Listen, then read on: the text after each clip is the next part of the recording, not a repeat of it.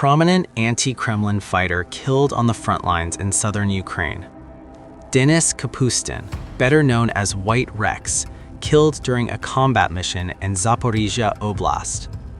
Preliminary reports indicate he was struck by an FPV drone. More details expected as investigations continue. He was one of the Kremlin's most defiant enemies, a Russian fighting against Russia, and now he is dead. Denis Kapustin, known by his nom de guerre White Rex, the commander of the Russian Volunteer Corps, has been killed on the battlefield in southern Ukraine. The militias said Kapustin was killed during a combat mission in Zaporizhzhia Oblast, reportedly struck by an FPV drone on the southern front. One of the most prominent anti-Putin Russian commanders fighting for Ukraine, eliminated. The Russian Volunteer Corps announced the news with a stark promise. "We will definitely take revenge, Denis. Your legacy lives on." Kapustin was no ordinary fighter. Born in Russia, later moving to Germany as a teenager, he became a well-known far-right activist, eventually banned from the Schengen area for his views and activities. In 2017, he relocated to Ukraine, a move that would place him on a direct collision course with the Kremlin. During the early days of Russia's full-scale invasion, Kapustin helped form the first units that would later become Ukraine's 3rd Assault Brigade and 3rd Army Corps. "We together confronted the common enemy in the battle for Kyiv," the 3rd Army Corps wrote following his death. To Kapustin, Ukraine was more than a battlefield. It was, as his comrades described it, a place of real resistance and freedom. In August 2022, he founded the Russian Volunteer Corps, a Ukrainian-equipped militia with a singular goal: to overthrow Vladimir Putin. The group openly condemned what it called a Kremlin regime built on lies, corruption, and lawlessness. Their message was blunt: only our victory will bring peace to Russia. Under Kapustin's leadership, the Russian Volunteer Corps launched bold cross-border raids into Russia's Belgorod and Kursk regions, capturing dozens of Russian soldiers and humiliating Moscow's defenses.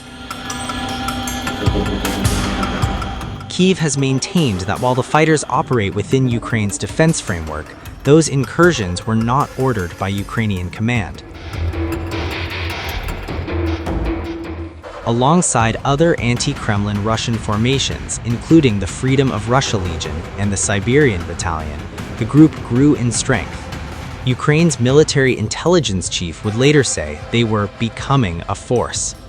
Now, that force has lost its leader. Russian forces say they have struck Ukrainian military supply lines along the front lines. In the Kupiansk area of Ukraine's Kharkov region, Moscow claims its troops have destroyed multiple Ukrainian vehicles attempting to reach forward positions. According to Russia's defense ministry, FPV kamikaze drones targeted and destroyed Ukrainian Kozak armored combat vehicles, along with 3 pickup trucks, as they tried to break through to a settlement in the Kupiansk district. The ministry also says a Ukrainian ground-based robotic system used to deliver ammunition to frontline troops was detected and eliminated during the operation.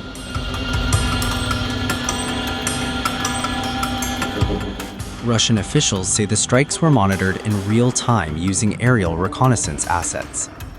The defense ministry stressed that drone operators are actively disrupting Ukrainian troop rotations and ammunition supply routes using precision drone strikes.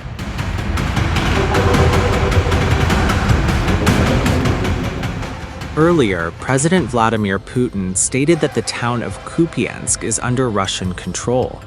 Defense Minister Andriy Belousov added that Russian forces continue to advance in the area, saying these operations are bringing what he called the day of overall victory closer.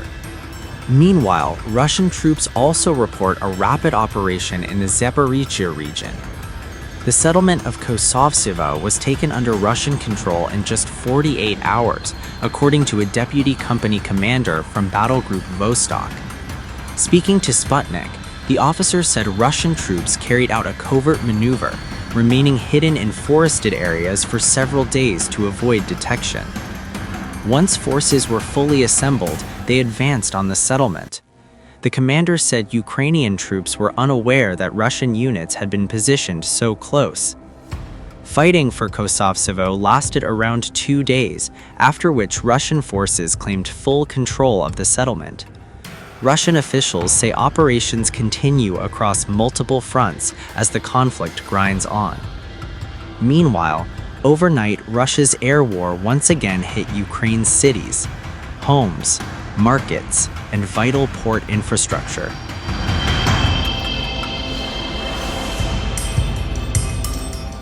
Earlier, President Vladimir Putin praised the growth in military production, stressing that it has increased manifold compared to 2022. The development of testing and training grounds, the introduction of artificial intelligence technologies, and the advancement of new materials must continue, he said.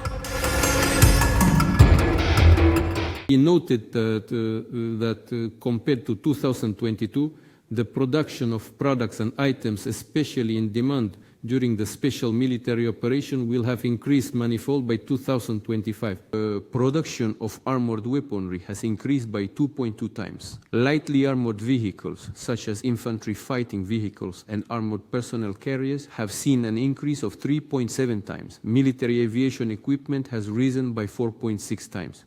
The 5 and the 7 series. Missile and artillery weapons, 9 and 6/10 times. Communications and electronic warfare equipment has increased by 12.5 times. Individual body armor by almost 18 times, specifically 17.9. Weapons and ammunition by more than 22 times. It is also necessary to continue the development of the testing and proving ground infrastructure, the implementation of artificial intelligence technologies, and the development of advanced materials.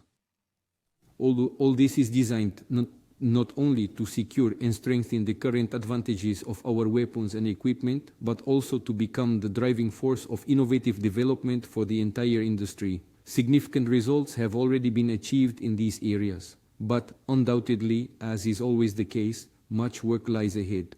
Meanwhile, Ukrainian President Volodymyr Zelenskyy that he will meet with U.S. President Donald Trump in Florida over the weekend. Zelenskyy told journalists that the two leaders will discuss security guarantees for Ukraine during Sunday's talks, and that the 20-point plan under discussion is about 90% ready. A very broad agenda. It will be taking place this coming weekend. I believe that specifically on Sunday in Florida, we are scheduled to have a meeting with President Trump. We will be discussing precisely these documents, as I mentioned, security guarantees, and there are several documents within this particular block. And it's important that we find a way to discuss all of them. Next up is the economic agreement. Currently, there are only basic preliminary developments, although there will be several agreements. And here we need to discuss the overall direction. I don't know, I cannot say at this moment if this particular meeting will have everything prepared by its end for us to finalize it as much as we possibly can. And will territorial issues be discussed? All issues on which we have questions, on which we have disagreements, our side will certainly raise them. To be honest, that 20-point plan which we worked on is 90% ready. And our task is to ensure everything is 100% ready. It's not easy. And no one claims it will be 100% right away. But nevertheless, with every such meeting, every such discussion, we must bring the desired outcome closer.